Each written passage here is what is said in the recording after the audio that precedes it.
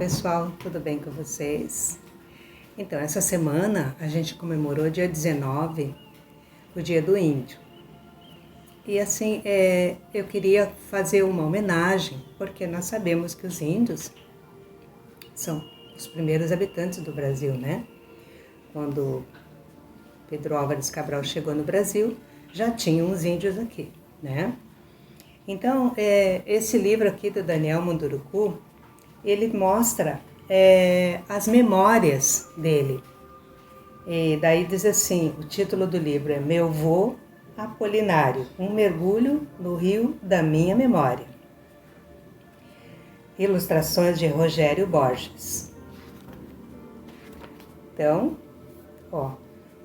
ao meu avô Apolinário, em memória, aos meus filhos Gabriela, Lucas e Beatriz, histórias que estão se escrevendo.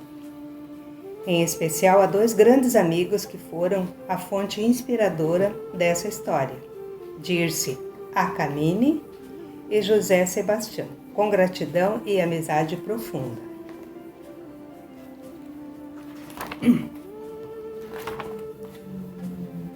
Gosto muito de contar histórias. Histórias moram dentro da gente, lá no fundo do coração. Elas ficam quietinhas num canto. Parece um pouco com areia no fundo do rio. Estão lá, bem tranquilas. Só deixam sua tranquilidade quando alguém as revolve. E aí elas se mostram. Tem histórias que a gente inventa e cria na cabeça, fruto da imaginação ou da inspiração de algum espírito que quer que a gente se ofereça a outras pessoas. Podem ser histórias engraçadas, românticas ou tristes. Histórias ajudam as pessoas que as leem de alguma forma que eu ainda não descobri. Apenas sei que elas tocam lá no fundo e é por isso que as pessoas gostam delas.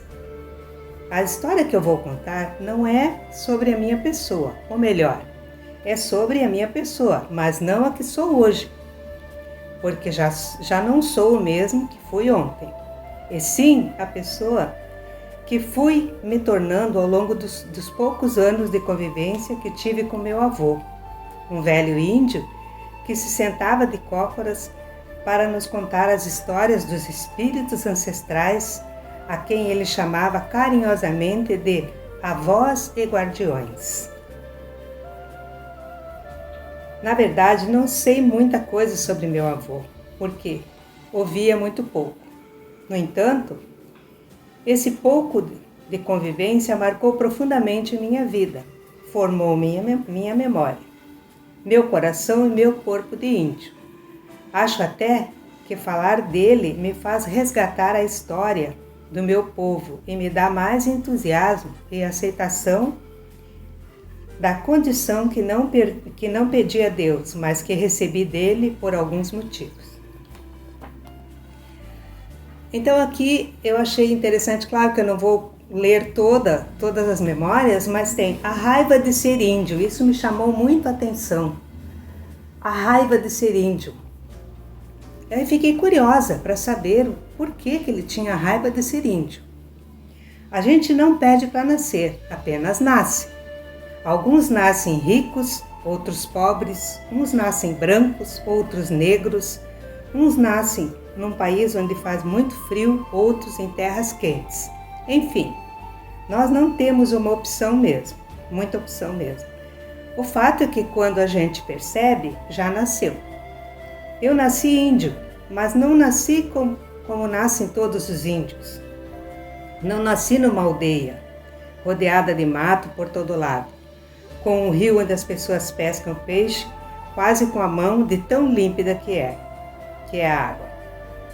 Não nasci dentro de uma uca munduruku. Eu nasci na cidade, acho que dentro de um hospital. Eu nasci numa cidade onde a maioria das pessoas se parece com índio, em Belém do Pará. Nasci lá porque meus pais moravam lá. Meu pai é índio e viveu numa aldeia, como depois eu iria viver também. Fui o primeiro filho da família a nascer na cidade. Antes de mim, já tinham nascido 4 meninas e 2 meninos. Um dos meninos não cheguei a conhecer, todos nascidos fora da cidade. Depois de mim vieram ainda 3 meninos, era uma alegria só. Meus pais tinham ido para Belém em busca de uma maneira de sustentar tantas bocas, uma vez que já não era tão fácil viver na aldeia e eles sonhavam com a cidade. Por isso meu pai aprendeu uma profissão, carpinteiro. Foi e ainda é um grande mestre nesse ofício. Aparece ele aqui, né?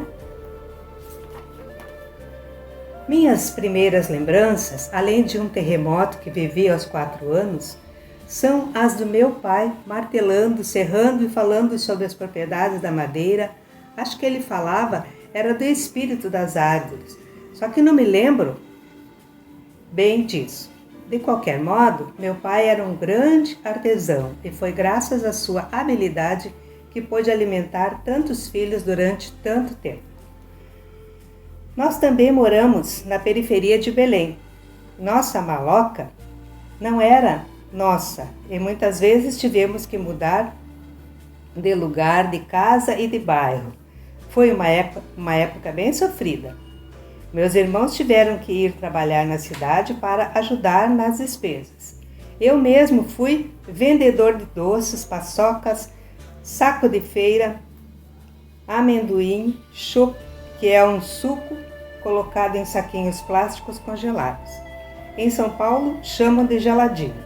Fazia tudo isso com alegria. Eu era uma criança que gostava de fazer coisas novas. Só não gostava de uma coisa, que me chamassem de índio.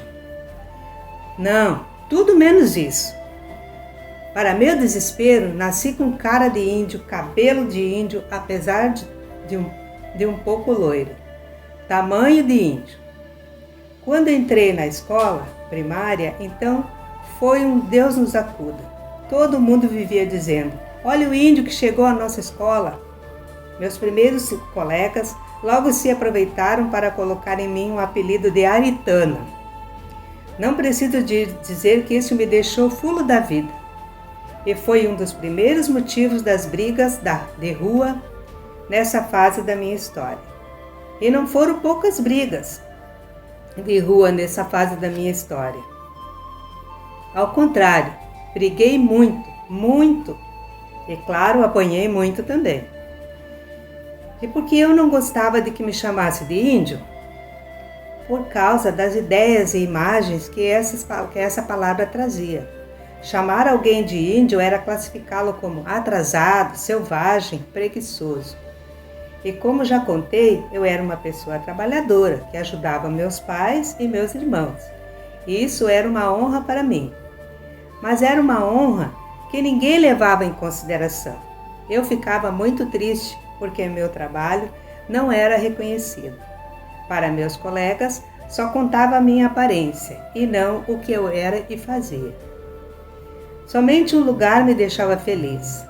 Aliás, 2. Um era o quintal de casa, pois a gente morava numa casa onde havia um imenso terreno baldio e ali eu reunia meus colegas para brincar. Ali treinei meus ouvidos para ouvir as conversas das corujas e dos sapos.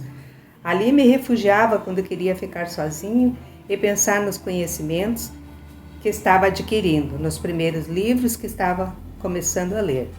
Ali comecei a jogar futebol nos campos improvisados que a gente fazia. Havia, porém, outro lugar maravilhoso para onde sempre fazia questão de ir. Para esse lugar, entretanto, eu não podia ir sozinho. Tinha que ser levado, porque ficava longe da cidade. Era a nossa aldeia familiar em Maracanã. Depois aparecem outras memórias dele, né? Ele explica o que é Maracanã, depois ele explica, ele fala sobre outras, olha que bonito, ó. Tá lá na aldeia dele, né? Fala sobre a crise na cidade, tem várias memórias dele. Eu achei interessante porque por que ele dizia que não gostava? chamassem ele de índio, porque as pessoas têm preconceito, né, contra os índios, né? Então eu achei muito importante a gente falar sobre isso. Esses dias eu assisti também na televisão que os índios, claro, os índios de hoje não são os índios lá do descobrimento, né? Tem índios hoje que usam celular, faz faculdades, são médicos, advogados, né? Então, assim, nós temos que entender que nós temos que nos orgulharmos de ter essa herança na nossa história de vida. Certo, pessoal? Muito obrigada e até a próxima!